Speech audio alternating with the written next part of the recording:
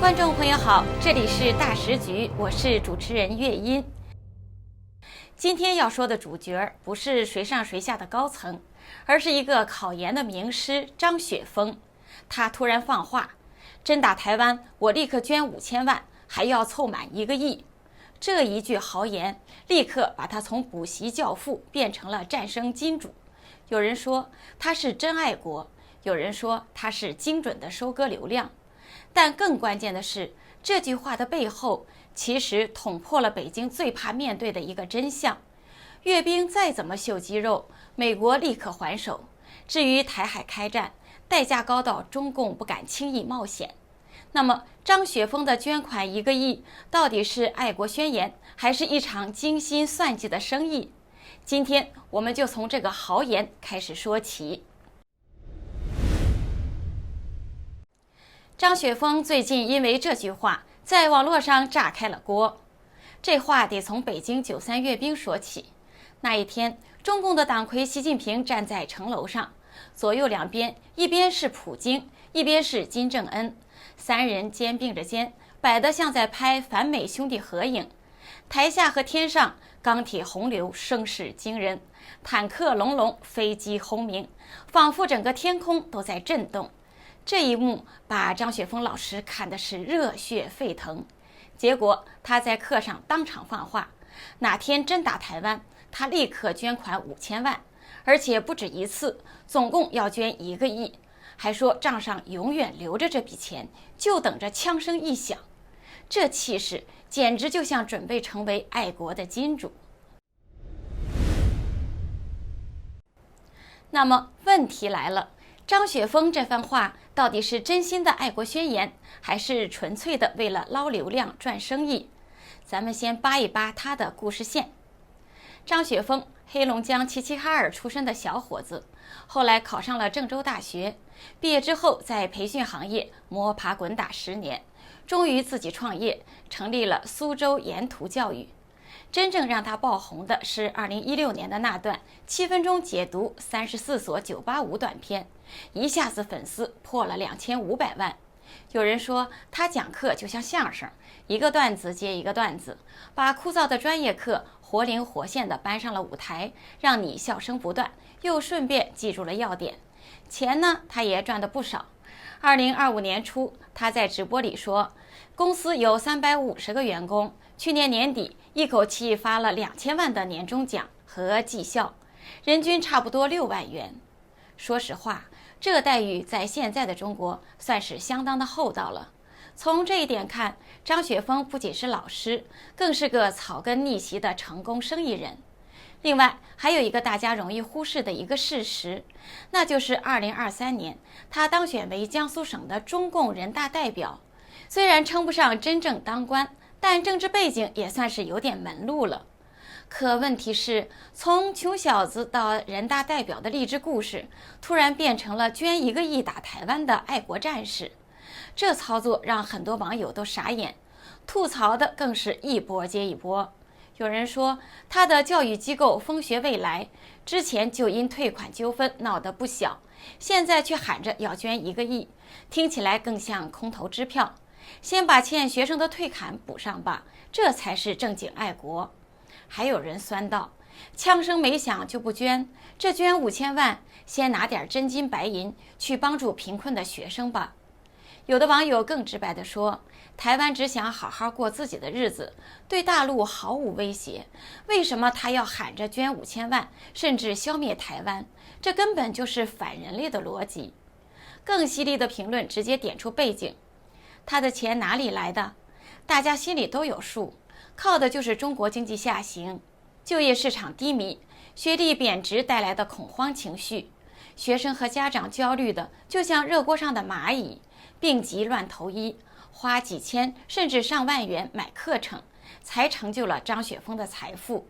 说白了，这不就是发国难财吗？跟疫情期间倒卖救灾物资有什么本质区别呢？网友甚至调侃，你喊着打仗捐1个亿，如果真的开战，你愿不愿意把自己的女儿送上前线呢？还有人说，领袖要开打前，先得把你扒个一干二净、赤条条、一丝不挂。你捐的5000万算啥？能活着吃上一顿饭，就是领袖的恩赐了。张雪峰的这番宣言虽然引发了争议，但它的源头其实就是那场让他热血沸腾的阅兵肌肉秀。说白了，就是一场表面上看起来非常威风的军事盛宴，各式新武器轮番亮相，从洲际导弹、反导系统到无人载具、电子战装备，排场确实够大，声势吓人。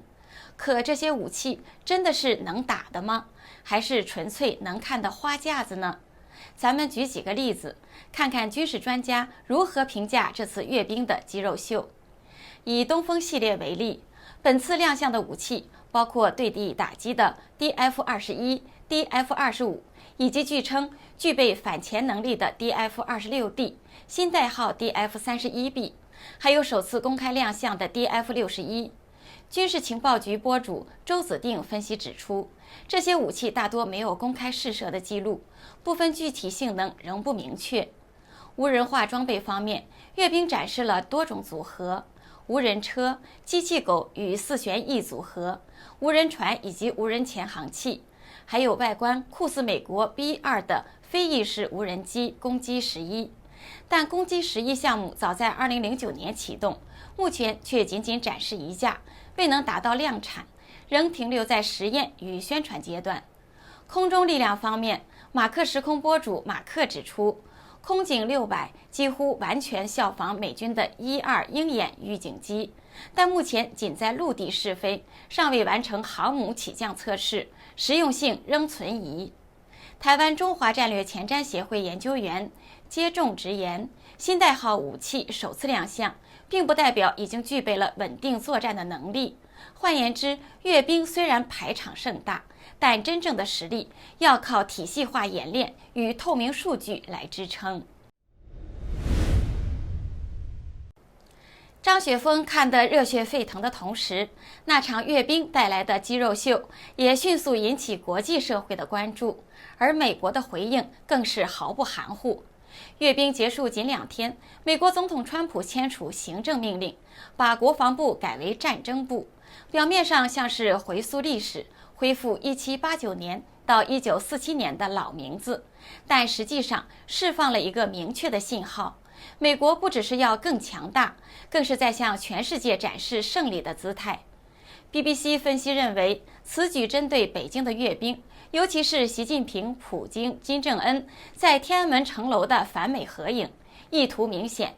我们不怕冲突，更重要的是，这也是对台海局势的一种象征性回击，意思直截了当，不要打台湾，美国已经准备好了。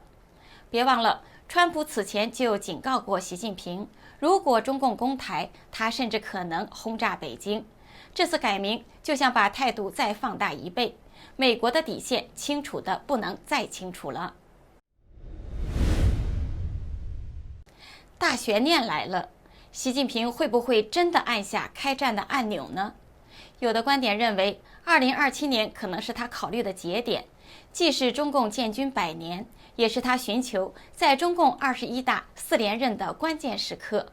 有人猜想，发动战争或许可以转移经济与政治压力。然而，更多的分析指出，这只是一场一厢情愿的幻想。实际情况是，军队高层腐败问题严重，后勤缺陷频出，士兵的士气低落，攻台的风险极高。美国史汀生中心最近相关研究报告指出，如果真的发动战争，中共将面临3大毁灭性的风险。1、军事上的不可能任务。台湾本身就是天然屏障，台海宽阔，共军登陆舰数量不足，还需要依赖民用船只，极易遭到反舰导弹摧毁。西海岸可能登陆的海滩仅10几处，防守方可集中火力，形成压倒性的优势。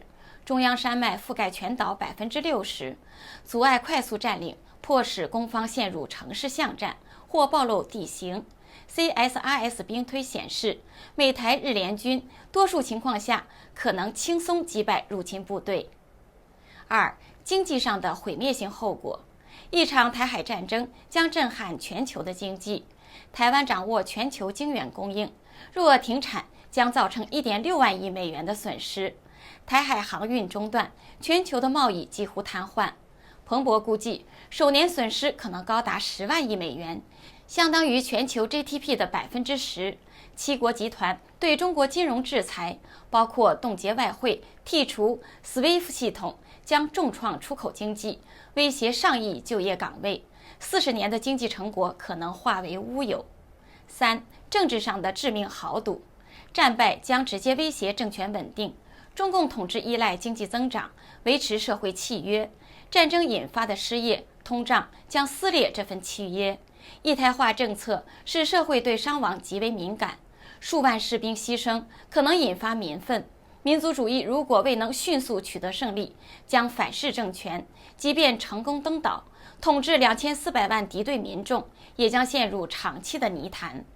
综合3大代价，2027年全面攻台的可能性极低。北京更现实的策略很可能是灰色施压、军机绕台、经济打压、资讯渗透，但绝不会轻易发动全面的战争。说到最后，我们再把焦点拉回到张雪峰，他那句捐1个亿的豪言，是粉红的爱国情怀，精心算好的流量收割，还是为某种看不见的意志造势和鼓噪呢？在中共的大陆，很多网民对他的宣言毫不买账，官方又会怎么招呼他呢？把他当作正能量，让央视、环视等官媒采访或转发，塑造成民间爱国的典型，还是约谈警告，注意言论尺度，甚至直接将他视为潜在的风险，调查公司的税务，让他永远的闭嘴呢？观众朋友们，你们怎么看？欢迎在评论区分享您的观点。这里是大时局，感谢您的陪伴与思考，请订阅、分享并打开小铃铛，和我们一起在动荡中坚守真相，在黑暗中点燃希望。